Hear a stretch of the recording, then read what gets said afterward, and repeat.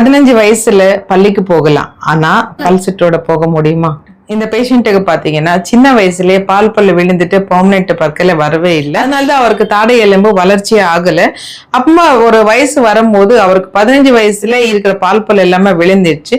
ஒரு சில பற்கள் மட்டும் விழாம இருந்தது. ஆனா அவங்க பல டென்டிஸ்ட் கிட்ட போயிட்டு கேட்டிருக்காங்க. அவங்களுக்கு தாடை எலும்பு ரொம்ப வளர்ச்சியே இல்லை, அதனால அவங்களுக்கு இம்ப்ளான்ட் பண்ண முடியாதுன்னு 15 வயசுல இருந்து அவருக்கு பல்செட்டு தான் கொடுத்திருக்காங்க.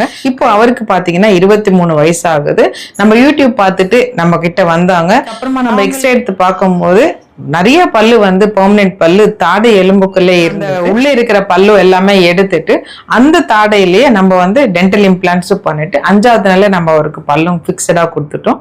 இப்ப பாத்தீங்கன்னா அவருக்கு தன்னம்பிக்கையாவே வந்துருச்சு. இப்ப எல்லாம் வேலைக்கு போகிறாரு அப்படின்னு அவங்க அம்மா போன வாட்டி செக்அப் வந்தப்போ சொன்னாங்க. நல்லாவும் உணவு சாப்பிடுறாங்க.